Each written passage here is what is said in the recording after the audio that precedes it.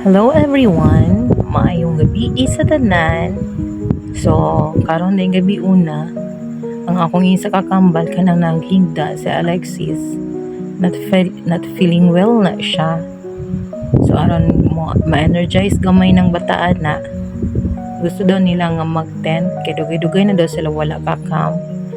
So, katong mga COVID time, sige jud may camping-camping no. And then murag taud-taud na gid bitaw mi wala ka camp, so amo ala ko lang sa islang pagbigyan nga mag tent sulod sa balay nga parte man utang iganga.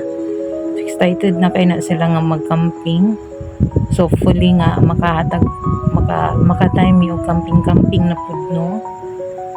So ayan, tapos nang butangan og murag kutson, ay di na siya kutson, murag foam, kay of course ang mga panuhot.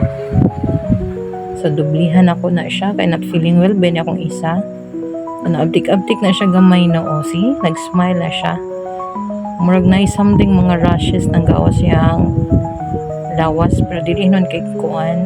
Buti na lang naagapan, no? So, advice lang po sa mga ginikanan, no? Basta magluya ang inyong anak. First of all, i-hydrate. Git ninyo siya. Ayaw gid siya pasagdihi nga magluya. Paning kamuti gyud nga ma-hydrate siya, so ako na siyang gipainom og kanang moods nga apple juice, and then katong mga with electrolyte nga mga tubig. And then that's all. Thank you guys, see you next vlog. Bye.